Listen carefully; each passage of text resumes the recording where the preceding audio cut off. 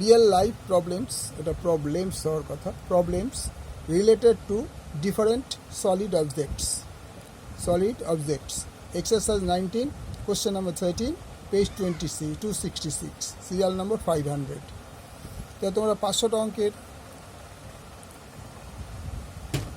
অঙ্কে চলে আসলাম আমরা। আমাদের ফেব্রুয়ারি মাস থেকে আমরা স্টার্ট করেছিলাম।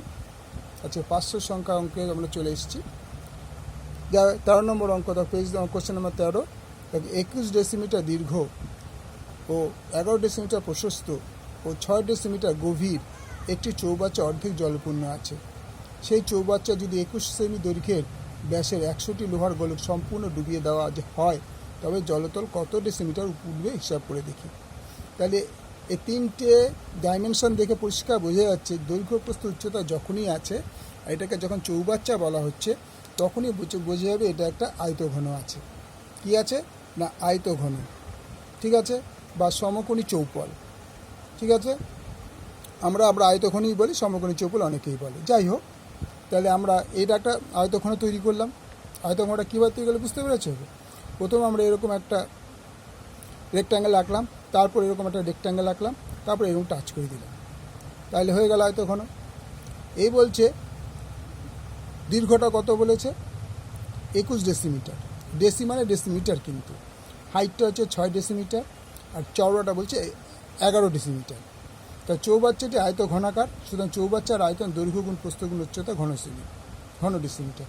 তাহলে আমরা 1386 ঘন ডেসিমিটার পেলাম। জাস্ট এটা আমরা আয়তনটা বার করে রাখলাম, যেহেতু এটা আমরা অন্য কিছু করতে পারতাম, বাট এখন আমরা কিছুক্ষণ আগে জাস্ট আয়তনটা বার করে রাখলাম। এটা দিয়ে কি তৈরি হবে? এটার মধ্যে কী করে জল ঢালবে? জলটা অর্ধেক আছে, আরও জল মধ্যে 100টা গোলক ঢেলে দিলে জলটা নিশ্চয়ই উপর দিকে উঠবে। কতটা উঠবে সেটা আমার জানা দরকার। তাহলে এবার একটা জিনিস খেয়াল করে রাখো। তাহলে মনে করি গোলকের ব্যাসার্ধ হচ্ছে 8 একক।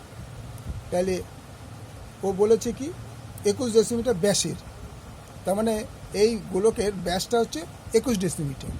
তাহলে 2r = 21 সেন্টিমিটার, আর ওখানে ডেসিমিটার সেন্টিমিটার আছে, এটা সেন্টিমিটার আছে। 1 মিনিট হোল্ড করো।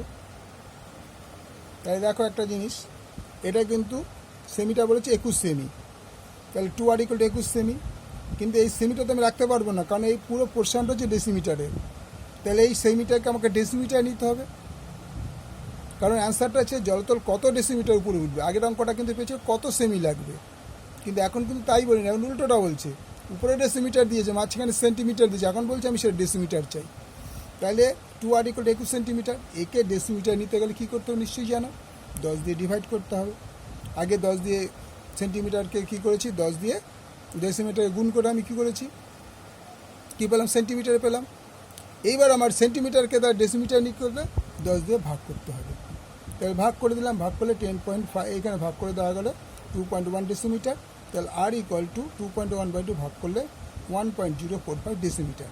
তার মানে এই গোলকটার ব্যাসার্ধ = 1.05 ডেসিমিটার। এই গোলকের আয়তনের ফর্মুলা আমরা জানি 4/3 πr3।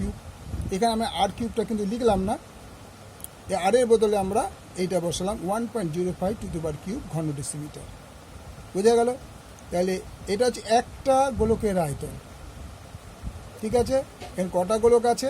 100টা গোলক, আগের মতোই কিন্তু 100টা গোলকের আয়তন দিলে 100 দিয়ে এই পুরো এটা একটা গোলকের আয়তন, তাকে 100 দিয়ে গুণ করতে হবে। তাহলে আমরা 100 দিয়ে যথারীতি গুণ করছি 100টা ইন্টু একটা গোলকের আয়তন 100 গোলকের ঘন ডেসিমিটার। তো আমরা যদি গুণ করে আমরা রাফে গুণটা করে নিয়েছি, গুণটা তোমরা নিজেরা ক্যালকুলেশন করে নেবে। ক্যালকুলেশন করলে দেখবে 463.05 × 5/3।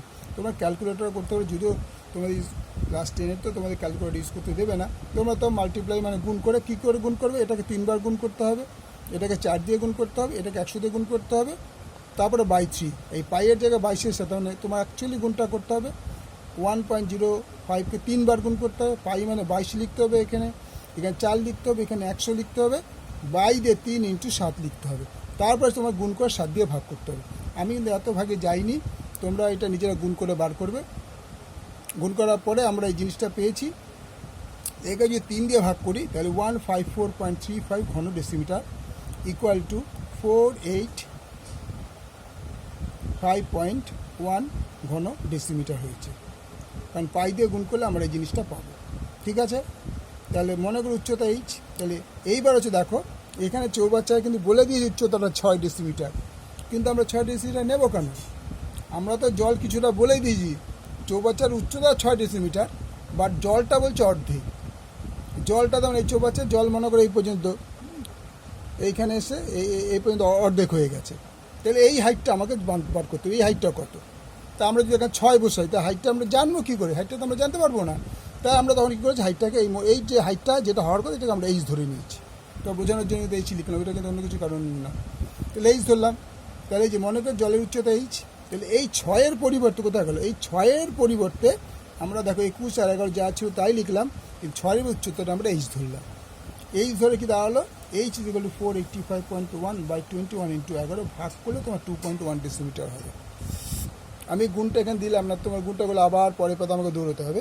তোমার নিজে একটা ক্যালকুলেশন করে নেবে, বুঝতে পারবে যে অঙ্কটা কতটা সোজা। ঠিক আছে, ওকে, থ্যাংক ইউ।